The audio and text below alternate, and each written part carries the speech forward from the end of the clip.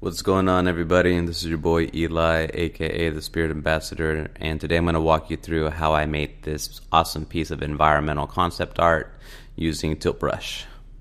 So I basically used the Hall brush, and I started with this reference of a bridge that I had saw a picture of, and I basically made one tree that I copied and pasted and put all around this layout that I'd made. So there's a couple islands. I wanted to get a whole scene, and so I went real heavy with putting leaves on the ground and putting beautiful trees everywhere. And I wanted to have some time period appropriate pieces. And though I didn't super reference Japan and feudal era, I did try to be on point with the references I brought in. So if this offends anybody because it's not historically accurate, it's fucking art. Get over it.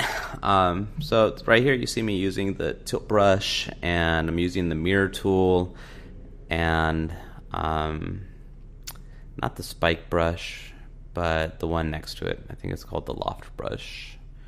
I like it. It has pointy ends, and it's really good for doing calligraphy, and all sorts of organic things.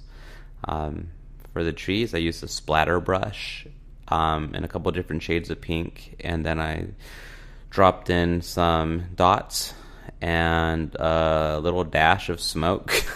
Because when you copy and paste it, you're gonna spread the ambiance of that one tree everywhere. So you don't want to, you want to make one good tree. If you're going to copy it, make it look right, give it the elements you might want. And I did know that I wanted the end result of this picture to be very atmospheric.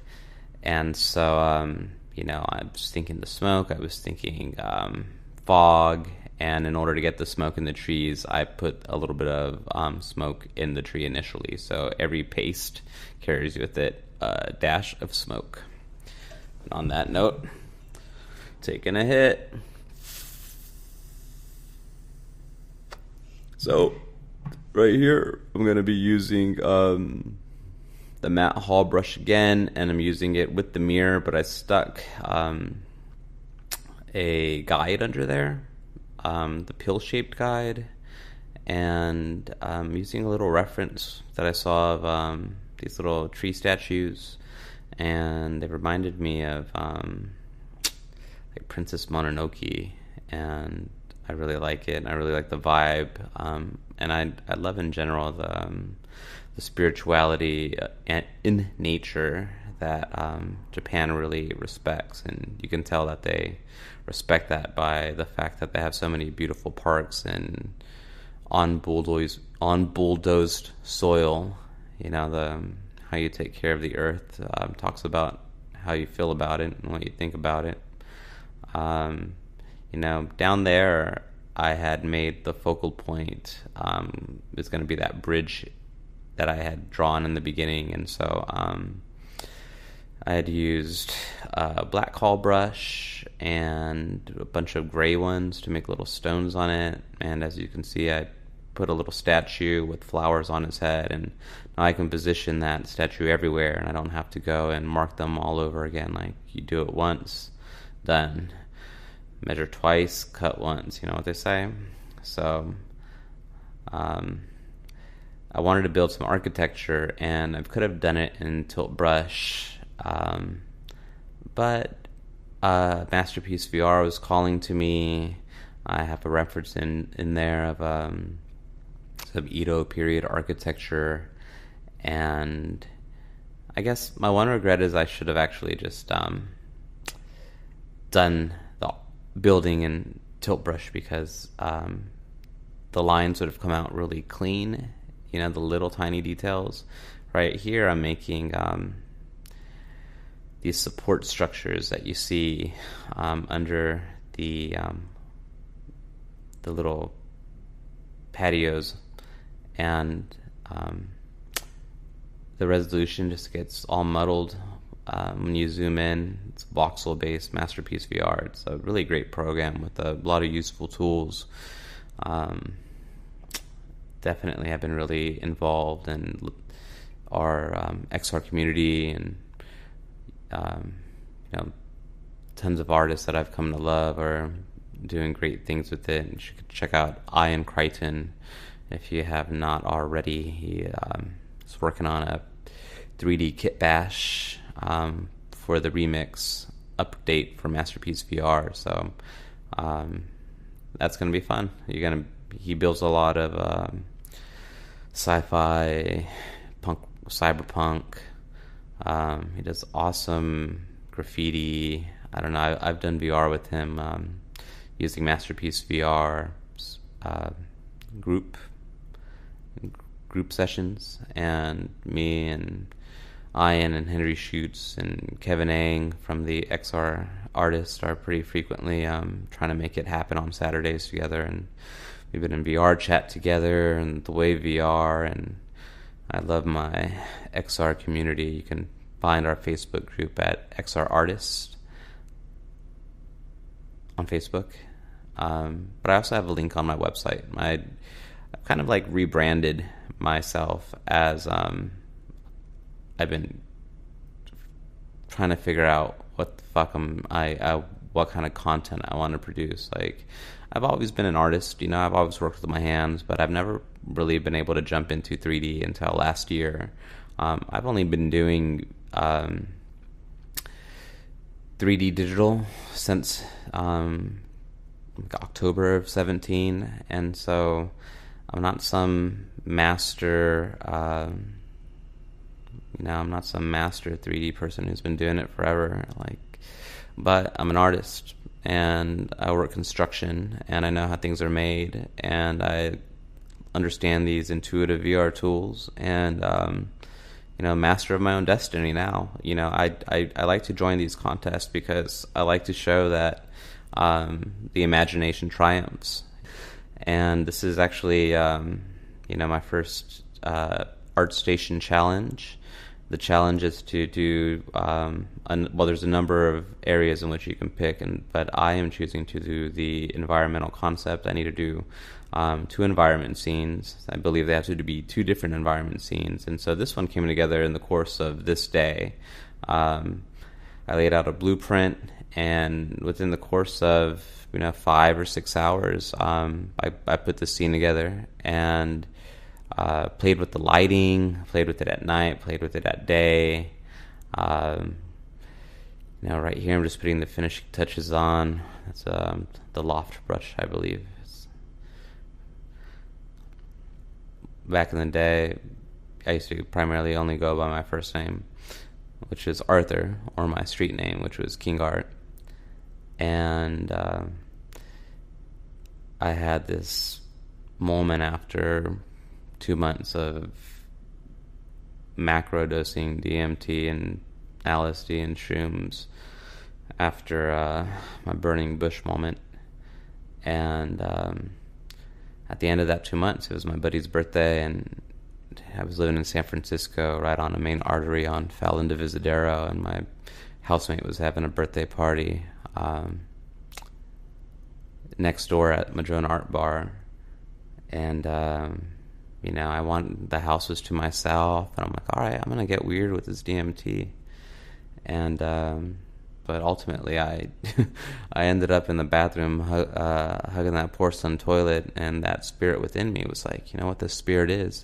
That sickness in you is the part of you that you no longer need. It's like your empty snake skin. It was your ego and those tools that you used when you were thinking that you had to compete among men.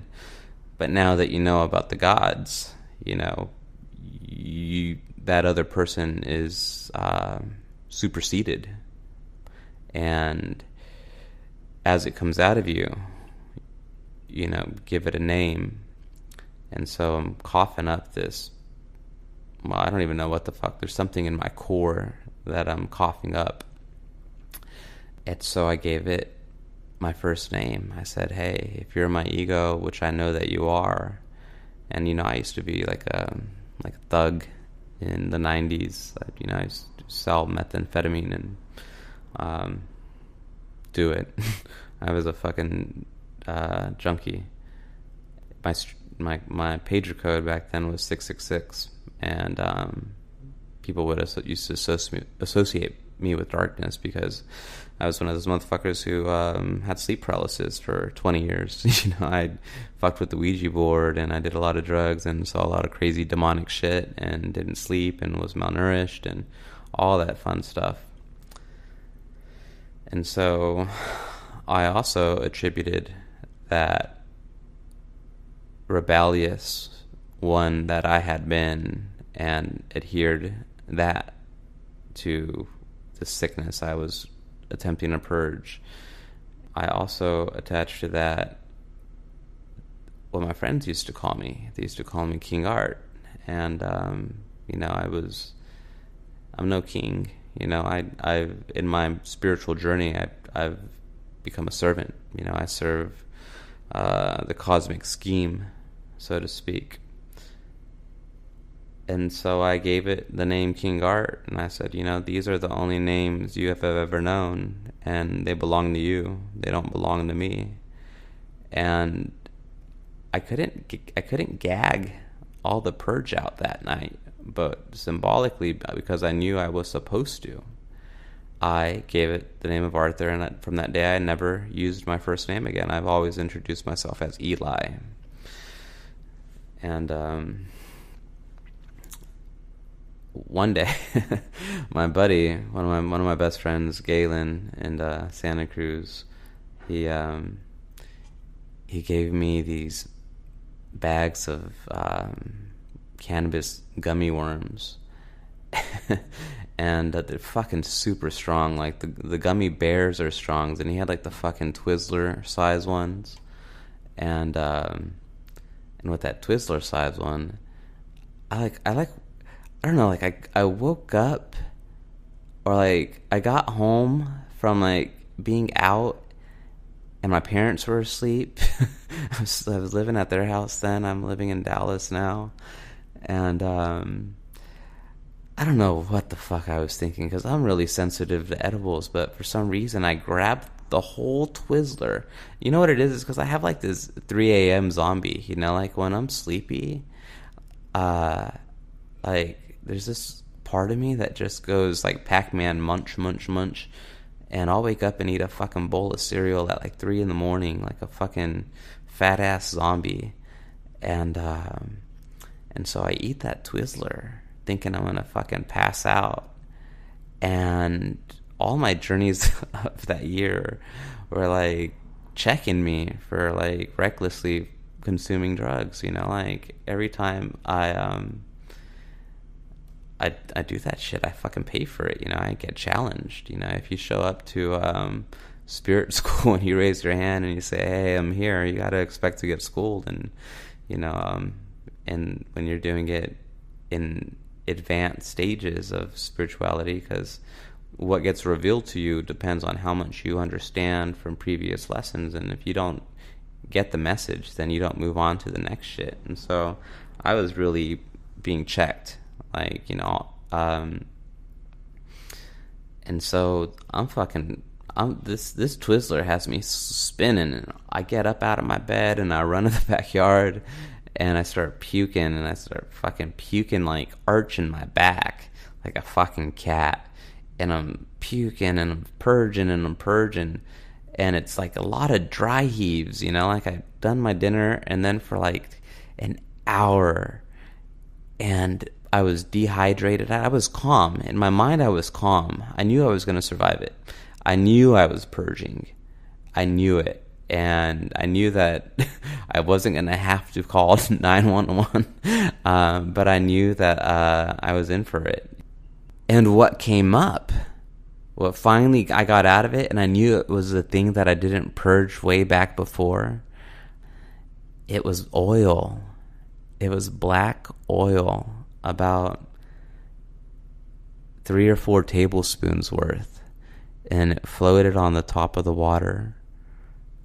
After that, I knew that the devil, which is that radio frequency of doubt, that had no connection to me anymore. So word to the wise, you know, coming from a tequila maker, distilling spirits, distillation. The earth is a natural distillery. The waste product is death and waste, which it pushes out like a shit, the excretion away from the living, breathing mouth of the planet, which would be like the trees. So it's pushing all that shit away, and so old death is oil. So if you're drilling down to try to get that death back up, and then you're distilling death, and then you're huffing and puffing on death, well, guess what's going to happen? We're all going to die. And so it makes me wonder, if we stopped breathing all this fucking death in, how would we perceive life?